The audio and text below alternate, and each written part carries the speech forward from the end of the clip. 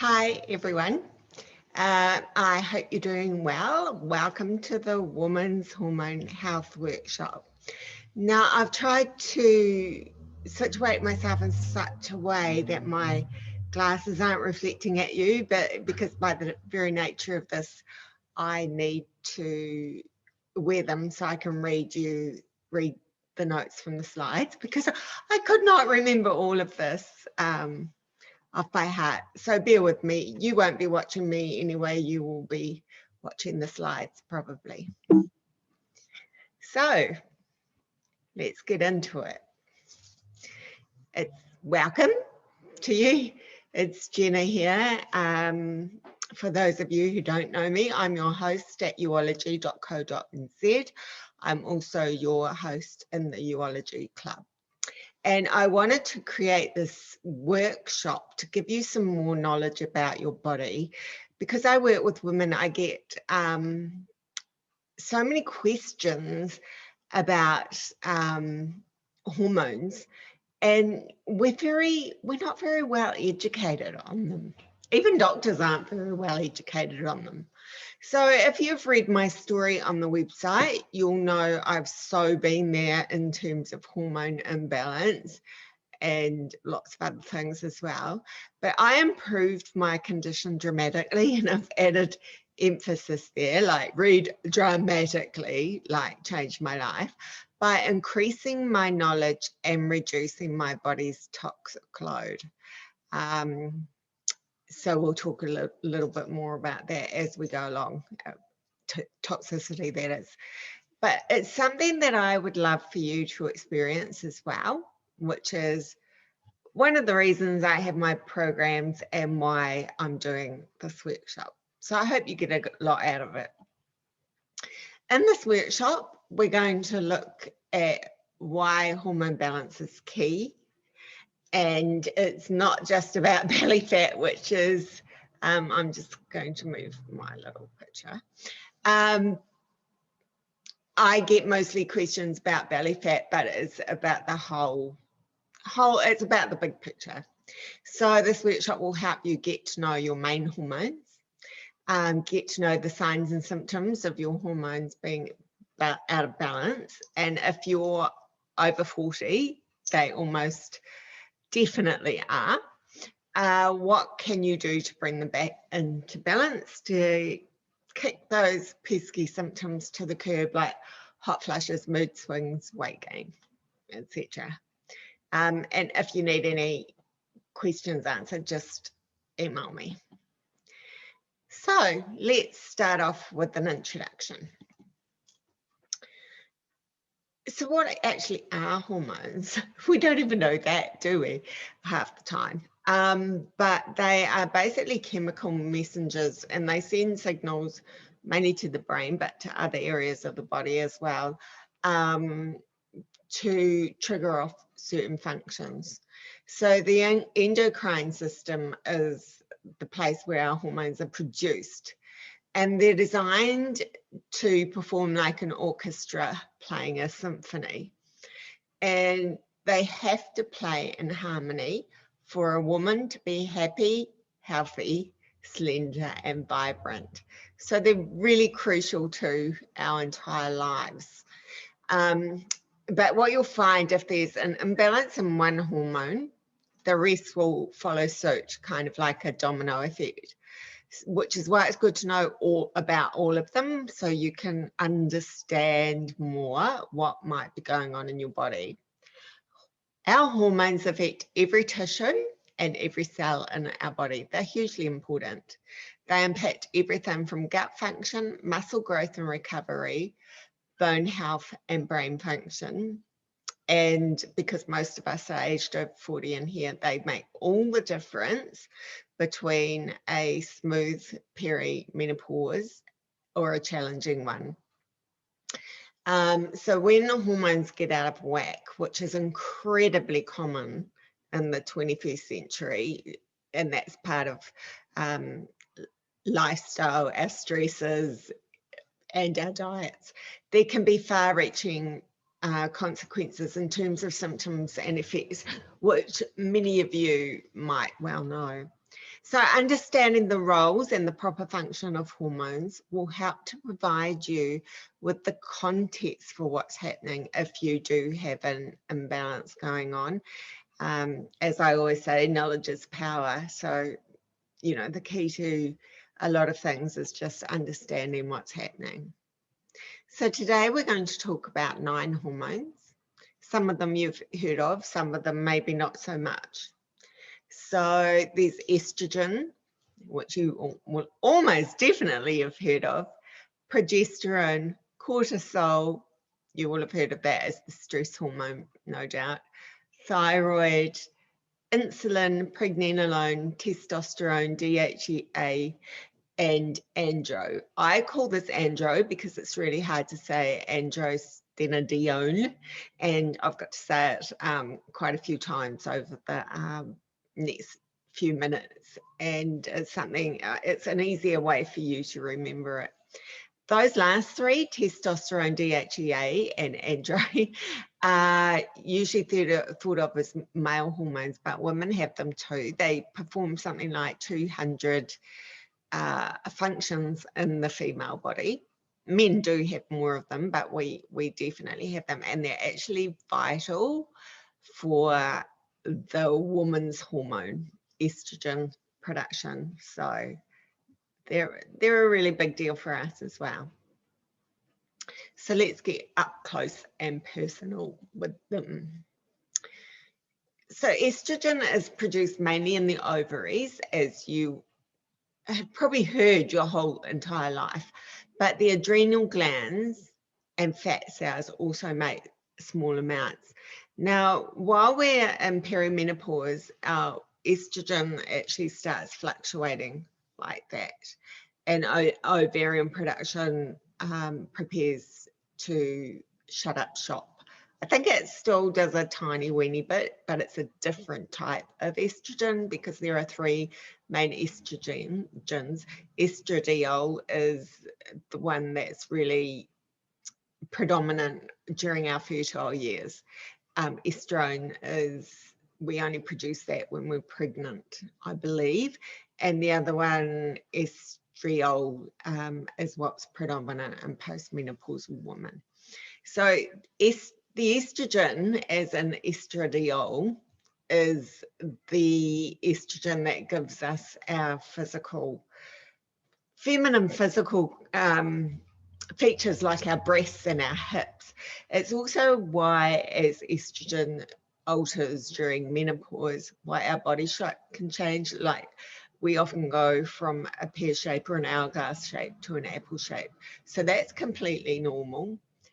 Because the adrenals and the fat cells have taken up the estrogen production, and that's why the fat cells like to sit around the abdomen. But we can get rid of it, but it's just that our waist usually has that's just our new shape for the rest of our lives. So estrogen is a really important hormone for us. It plays a role in regulating our cholesterol levels. It also plays a role in regulating the urinary tract, the heart, the blood vessels, the bones, breast health, our skin, our hair, our mucous membranes, and our pelvic muscles. And it plays a major role in brain health and function too. And if you think about it, a lot of these are all key areas that get impacted as our estrogen or estradiol lessens. I call estrogen our juice because it's a major contributor to fluid joints and supple skin. It helps with our collagen in the skin and a healthy vajayjay, which is a lovely way of saying vagina. And I got that from Madam Oprah. And I feel it's a nicer word. Vagina is not really a very nice word, although it's quite trendy to talk about it now. Now, progesterone is one of my favorite hormones, and I really lament the fact that we lose a lot of it as we grow older. It's often called the keep calm and carry on hormone because it has the ability to soothe the nervous system. I call it nature's Valium because it's like a chill pill. It also has a number of roles like breast health, cardiovascular health, and the health of the nervous system. It also helps maintain healthy brain function and mood regulation, and it plays a role in easing anxiety, facilitating memory, and promoting healthy sleep and relaxation. So one of progesterone's main roles is supporting pregnancy. So as our fertility declines with age, so does our progesterone. It usually starts diminishing in our mid-30s, which is one of the reasons why women can begin to experience anxiety and sleep disorders as we enter perimenopause. It's also one of the reasons why it becomes harder to fall pregnant in your late 30s and early 40s. Cortisol, also known as the stress hormone, quite famous for being known as the stress hormone because it's the body's main stress hormone. And it's released from the adrenal glands, which are tiny little glands that sit on top of our kidneys at any sign of stress, physical, emotional, or mental. And it's our survival mechanism, really. But where things have changed, and that our ancestors used to get chased or live in fear of wild animals like a bear or possibly someone with a tomahawk, I don't know. Our stresses can be having a fight with our hubby or partner or getting stuck in traffic. So it doesn't differentiate, it interprets those as the same sort of stresses. So it's still released as if we were running from a bear. And part of its roles is actually mobilizing energy from storage sites for immediate use. So we can run from that bear, but we don't need to run from, well, we'd probably love to run from our car when we're stuck in traffic, but we wouldn't want to leave our car behind. And perhaps we might want to run from our partner, but usually we don't. But that's one of the reasons why in modern day life, we kind of live with a low grade of stress pretty much constantly, which is really not good for us at all, mind, body, or soul.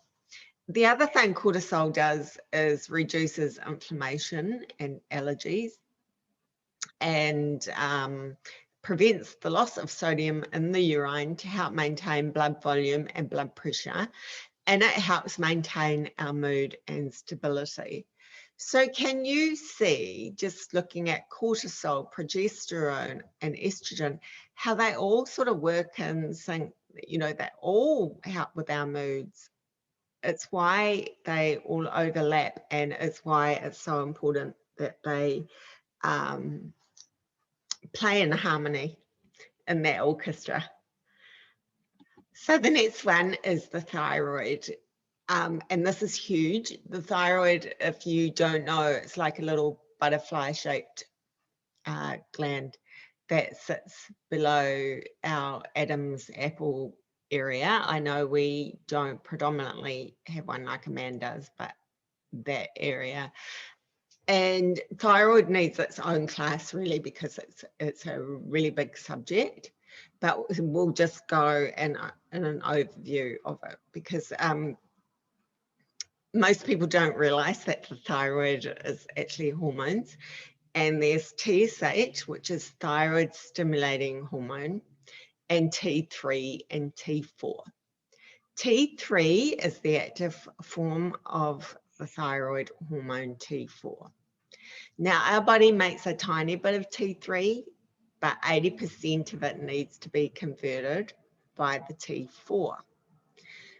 I'm going to talk about that a little bit more, but first of all, let me tell you that it plays a major role, this is the T3, in regulating the body's metabolism, heart function, digestion, muscle control, brain development, and bone maintenance. In other words, T3 helps your body stay slender, prevents brain fog, and keeps you feeling happy.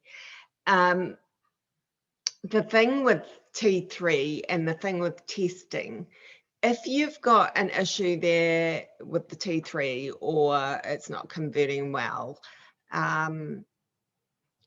it can often, what's very common in midlife women is an underactive thyroid or hypoactive thyroid. And when that's out of whack, then everything slows down. So sluggish thyroid, sluggish body, including your metabolism, which is why it can often be behind weight gain. One of the issues with testing from your doctor is that they only test for TSH, the thyroid stimulating hormone. And quite often that will come back and they'll say, oh no, your thyroid's fine, everything's good. When actually it's not. You need a broad panel thyroid test, which includes the TSH, T3, T4, reverse T3, and thyroid antibodies. Now, in the resources and your materials, you will find a video where Dr. Mark Hyman, one of my gods, one of my mentors in functional medicine, is explaining this.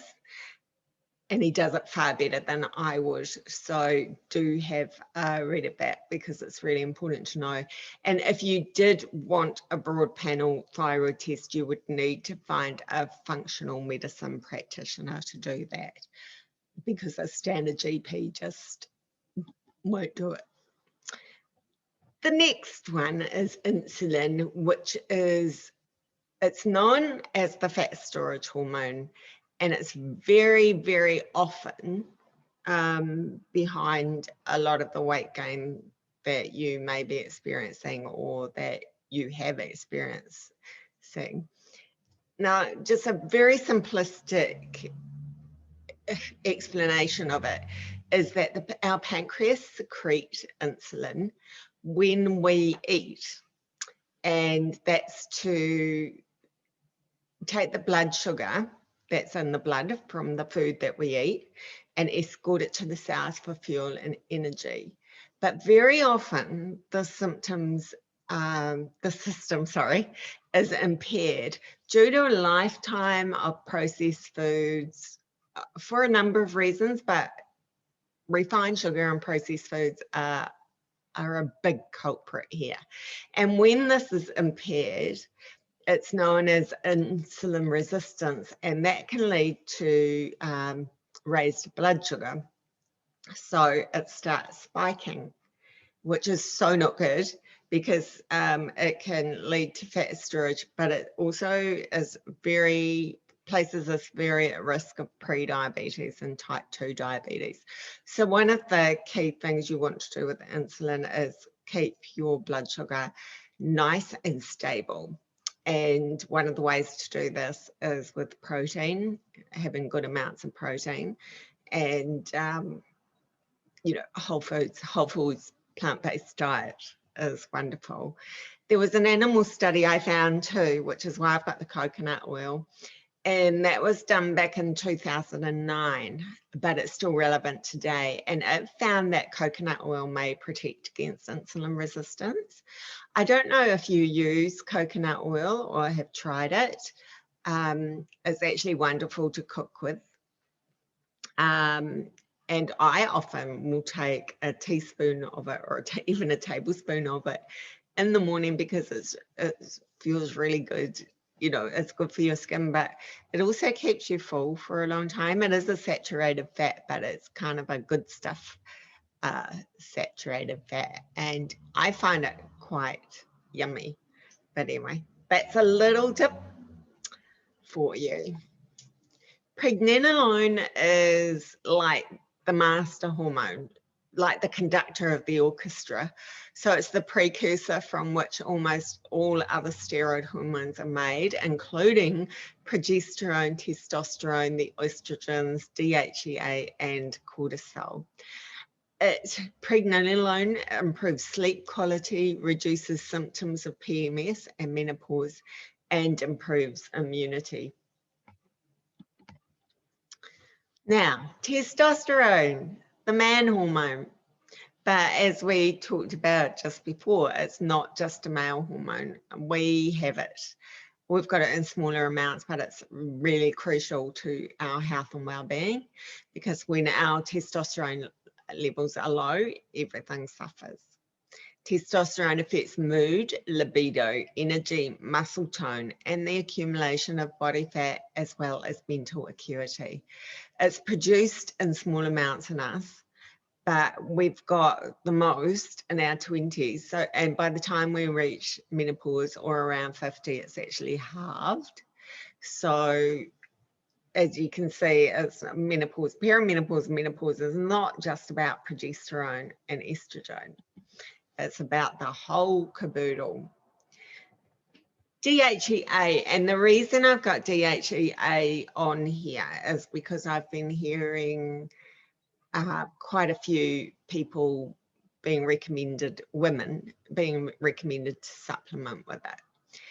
You would need to be very careful of that, and you would need to see a supplement specialist, like a naturopath or a herbalist, and I'll tell you why. But the body uses DHEA to make sex hormones, which is why I suspect women in midlife it's been suggested for them to supplement. And it's associated with youth and libido, fountain of youth, like the other hormones. It peaks in our 20s and declines with age. And it has been shown to reduce abdominal fat, improve insulin resistance, which we just talked about, reduce inflammation, decrease the incidence of heart disease, improve libido, and improve the symptoms of depression. But, and this is the key, more isn't always better, because DHEA is an androgen or male hormone. Too much of it can make us become aggressive or manifest as adult acne and unwanted hair growth. So that's why I wanted to point that out to you. And just quickly on andro, we've just got a couple of paragraphs here. It's not something we want to go into too much, but just so that you know, it affects the estrogen and testosterone levels in the body. So 50% of testosterone comes from the conversion of DHEA and andro in adipose tissue. Adipose tissue is fat tissue. In females, andro is released from the adrenal glands and the ovaries into the bloodstream with some help from the hypothalamus and the pituitary glands. And from here, it's converted into testosterone and estrogen. Like everything else, though, if you're over 40, that also decreases with age. So then we come to the symptoms, and maybe it's your hormones. And I often say it's not you, it's your hormones. So instead of beating up on yourself, beat up, get your hormones into shape. Just as an overview though, men and women are both highly responsive to their hormones. They have to be. And older men actually have a version of menopause. Someone asked me this before, and it's called andropause, because their hormones are going down as well.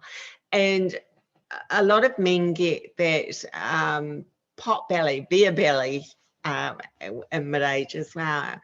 And my functional medicine mentor told me that's actually estrogen. I only studied women. I didn't study men, because there's a lot to learn about just women on their own without men, and I don't work with men, so it didn't seem like sensible. But isn't that interesting?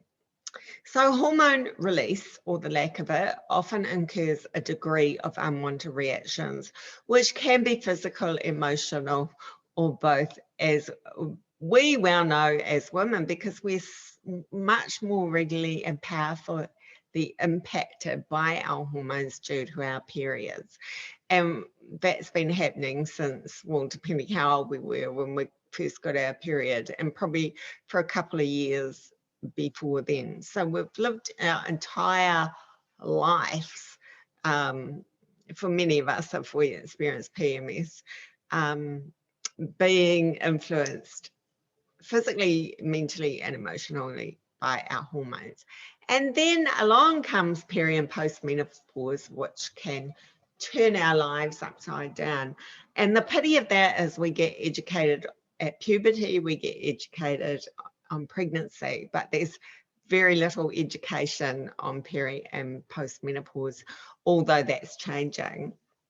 But 20% of women will sail through perimenopause, 60% will experience moderate symptoms, and 20% will experience severe symptoms like severe, just hideous. And actually the rate of suicide goes way up from about 45. We don't really have statistics in New Zealand, but in the UK they do. So, and you know, just look at some of the suicides, like Mick Jagger's girlfriend a couple of years ago, Charlotte Dawson, Kate Spade, and these are the ones that you hear about.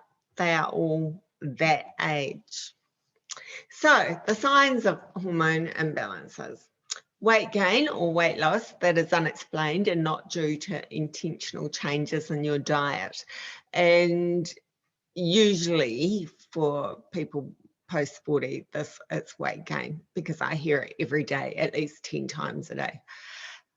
Depression and anxiety is huge, can be huge, but isn't it? I mean, doctors prescribe antidepressants a lot, but it's actually can be helped in a huge way by your diet. It's quite incredible. Fatigue is a common one, insomnia, low libido, digestive issues, infertility and irregular periods, hair loss and hair thinning. Hair loss is a very common one as well. That's quite distressing for many women. So the causes of these can be peri and post-menopause, blood sugar imbalances, which we talked about back with insulin. I will link you to a story I've got on the website about insulin resistance. That will give you more detail, because I didn't want to keep you here for hours and hours. Poor gut health, now that's a big one. I mean, you hear about the gut all the time now, and that's because more research has come out recently. We know more about it, but everything leads back to the gut. Inflammation caused by a poor diet and sedentary lifestyle. High amounts of stress and lack of sleep and rest, very common these days. Genetics and toxicity, and that can be toxicity not just from your food, but from the environment. We live in quite a toxic environment, but also your personal care products and your cleaning products. They can be super toxic to our hormonal activity. So how can we prevent them? Here we go. I love this part. What's your caffeine and alcohol intake? Limit your intake of coffee, other caffeinated beverages, and alcohol. Alcohol is quite toxic, and a lot of us have trouble metabolizing it, especially as we grow older. A cup of coffee a day can be beneficial, as coffee contains antioxidants. Coffee is actually very controversial. There are arguments for and against, and both of them have weight. So it depends on you individually as well. However, too much caffeine can adversely affect your endocrine system, which is responsible for much of your hormone production and release, which is why we don't recommend going overboard on it. I love my cup of joe, yes. Get plenty of good quality sleep. And yes, I do realize the model has her perfect makeup on, and none of us sleep like that. But sleep alone can have incredibly positive effects on balancing your hormones. Disrupted sleep patterns will trigger stress hormones, deplete adrenals, and set off a chain of hormone imbalance. It's also been scientifically shown that a lack of sleep can lead to weight gain. Sleep disorders can be one of the major symptoms of perimenopause. So we will have a sleep workshop very, very soon to help you with that if that's what's happening for you. Increased dietary omega-3s. Beautiful omega-3s. I just love omega-3s. And because our body needs good fats to be able to perform many processes vital for achieving good health, including hormone production and the rebuilding of cells. However, there are 2 essential fatty acids, omega-3 and omega-6. And what's happened with the modern Western diet is there's been a massive increase in the consumption of omega-6 essential fatty acids and a corresponding decrease in omega-3 essential fatty acid intake. These fats are called essential because our body doesn't make them, so we need to get them from our diet. And balancing the intake of essential fatty acids helps balance your hormones. So reducing consumption of vegetable oils like canola, soybean, peanut, and increasing consumption of seeds like flax seeds or chia. Walnuts are really high in omega-3, or oily fish like salmon and sardines to boost omega-3 intake is key. I tend to have a handful of walnuts every day and throw chia and flax seeds around the place. I'm vegetarian. My personal way, and I've changed my life with this, is to use hemp seed oil, as it provides the perfect ratio of omega-3 and omega-6 fats. You don't cook with it because it doesn't have a high smoke point. It's not meant to be cooked with, but you could, if you were having salmon, you could drizzle it over that, drizzle it over your vegetables, drizzle it over your salad, drizzle it over your oats. It sort of changed my life. Once I started having that, a lot of my pain from my autoimmune disease improved. I mean, I'd improved. I like to say cured myself, but that's not quite true, through diet anyway. But adding the hemp seed oil took it up a whole other level. It's wonderful stuff.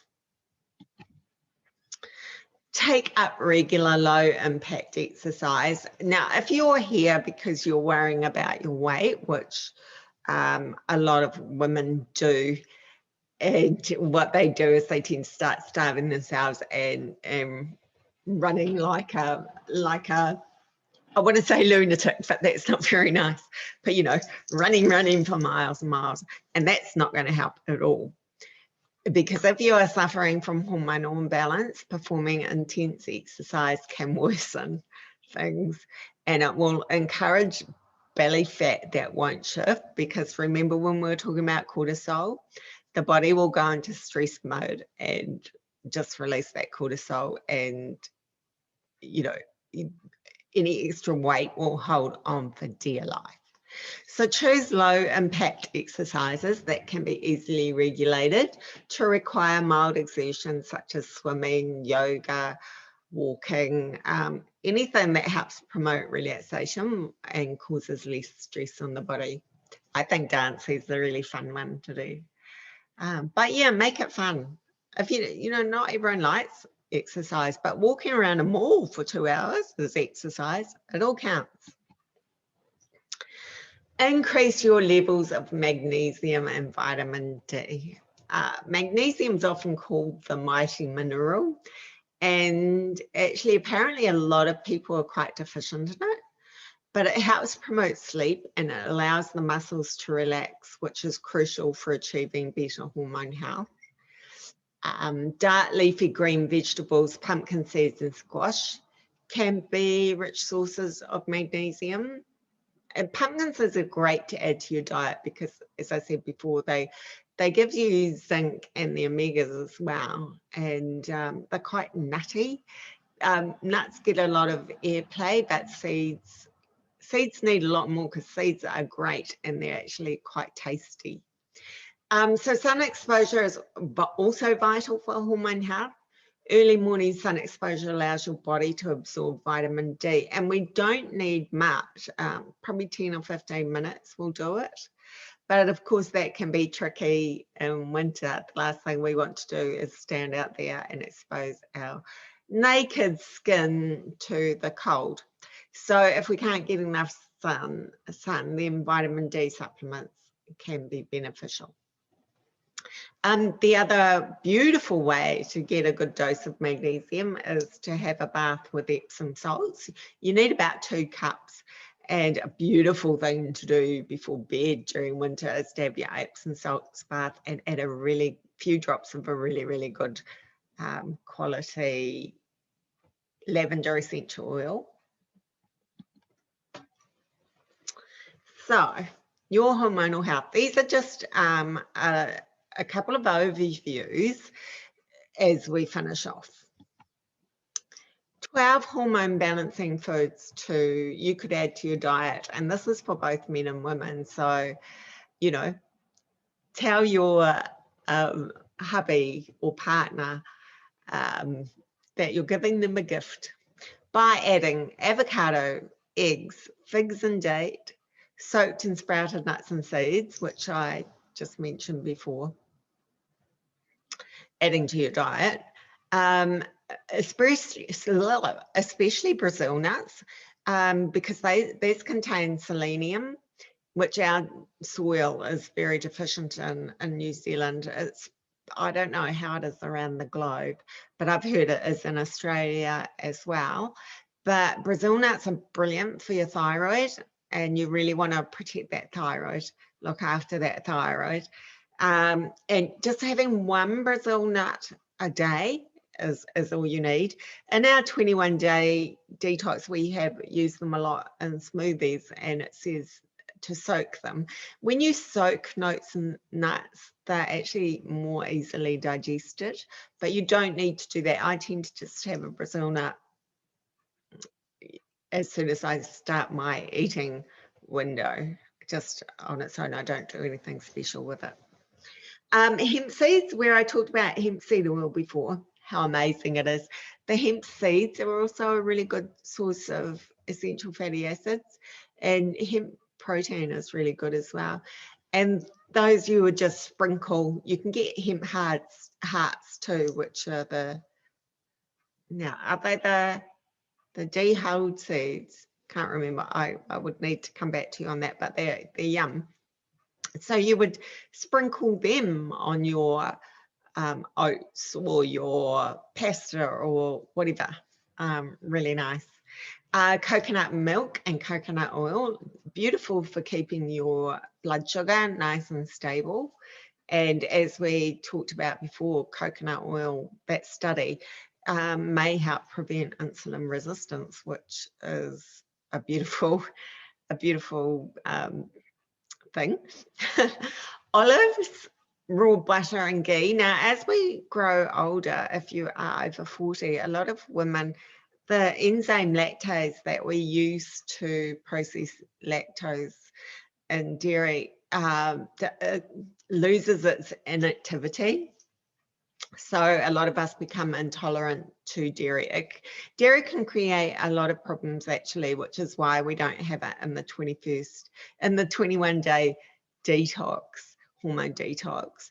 So you can find out, you can discover if it is a problem for you. But if you can't have butter, have ghee. Ghee is amazing. Made on Ayurvedic principles. You can make your own, or you can get it at the supermarket now too. Cultured foods like sauerkraut and kimchi and miso there at number 10 are great for your gut, your digestion system, because the other thing too, if you are over 40, is our stomach acid isn't as potent as it was when we were younger. Olives can fall under that fermented banner to a certain extent, as can coconut yogurt, which is delicious. Coconut yogurt with blueberries, big treat. Lentils and other beans, brilliant again for keeping your blood sugar nice and stable. If you're not used to having them, You might experience a bit of gas at first. So just get hold of a digestive enzyme, which will help until your body gets used to real food. And peppermint tea can help as well with that. Sprouts, which are always an amazing nutrient source. It's such a live, energetic, vibrant food. And quinoa is a really good source of protein, and it helps keep that blood sugar nice and stable as well. Now, speaking of gut health, which we just did with the fermented foods, and as I said earlier, more and more research is coming back and out, and we now know that everything leads back to the gut. Even our happiness, our moods, it all leads back to the gut. So for optimum hormone balance, you need to have a good ratio of good versus bad bacteria in the gut. And a lot of people add a probiotic to their daily regime, which may help. However, it's quite a minefield, and I haven't found the ultimate one to recommend. I suggest reading, and I've put a link there, a fact sheet from the National Institute of Aging in the States, which explains probiotics and prebiotics in more detail. But there's conflicting information resupplementing, and there are different strains of probiotics for different effects. So it's not a one size fits all. Personally, at this stage, I recommend eating whole foods with some fermented foods included for your best gut health. I always recommend like real food over supplements, but there's a place for supplements because we live in the 21st century. And a quick overview of the liver, because it's important when it comes to hormone balance, but it needs a masterclass of its own because it's a huge thing. And it's our largest organ, I think, too. Sits around here, and it performs something like 300 to 500 functions in our body. It's a really hard working organ. I love my liver now that I know. So it's also a star in the detoxification process, and I think of it as our internal waste processing plant because it detoxifies by breaking down chemicals into inactive and less harmful forms so that they can be safely removed from the body. And these include xenoestrogens, estrogens, and liver loaders like caffeine and alcohol. But the thing with it is, if we've overloaded it, it can't do its job properly. So we need to look after its health. We need to support it and love it. With the estrogen in particular, I don't know if you've ever heard of estrogen dominance, but that's too much estrogen in the body. And one of the liver's job is to detoxify excess estrogen out of the body, but if it can't do its job, it can't do that. So what happens is the estrogen stays in the body and it recirculates, and that can lead to estrogen dominance, which has a whole lot of symptoms like the brain fog, the mood swings, the irritability, there's hot flushes, so, and this is particularly common during perimenopause when estrogen is spiking. So it's really important to love our livers. And 8 of the ways we can do that is to eat a whole foods diet. And what that means is eating real food, just eat real food. I got that from I Quit Sugar. But it is nothing packet. It's a lot more work, but if you can get rid of a lot of packet stuff, you'll be so much better off. If you eat meat, fish, and dairy, choose antibiotic and hormone-free meats. My dream, so if you've got the budget, I highly recommend it. I don't think it's that hard to do, is to use a whole house water filtration system. Use a high quality air purifier in the home or office and open windows as often as possible. Avoid alcohol, caffeine, and smoking. Avoid plastics, particularly plastic wrap and plastic lined cans. And that can seem quite tricky at first, but if you haven't done it, once you get into the habit, it's so much better. Swap out chemical household cleaners, soaps, and antibacterial products for all natural brands. Use chemical-free beauty and skincare products. Choose those without toxic preservatives and additives, such as parabens and artificial fragrances. Because basically our skin is a big mouth, as my functional medicine goddess likes to always say.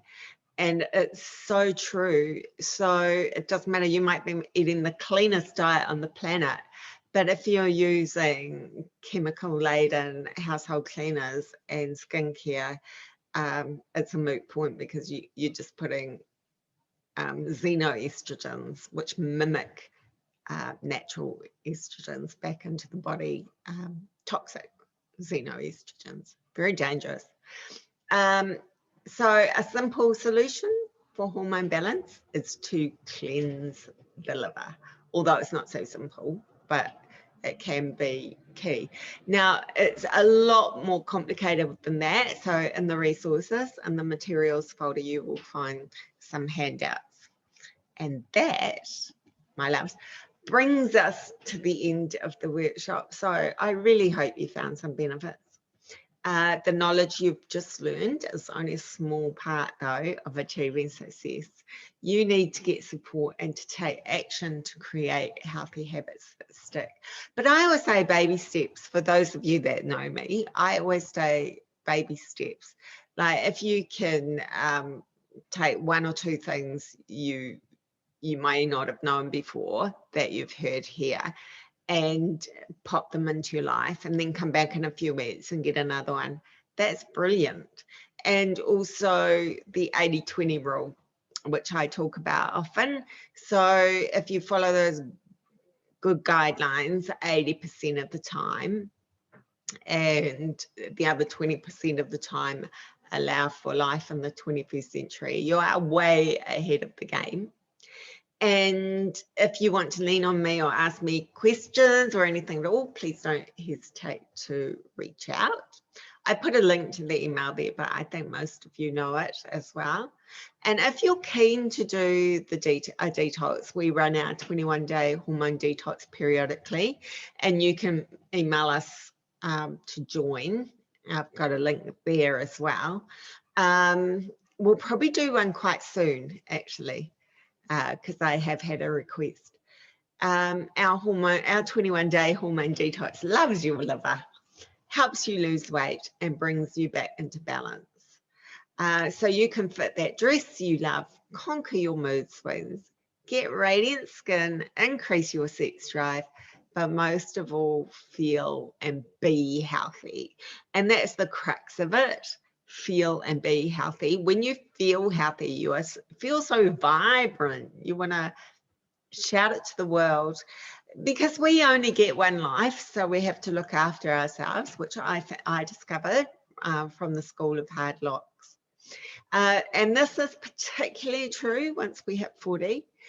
And if we don't take the reins then, and nothing changes, then nothing will change. So I hope that's of help, and I hope to talk to you soon. Any questions, as I say, don't hesitate to get in touch, and get your resources from the materials tab. Cheers. Bye-bye.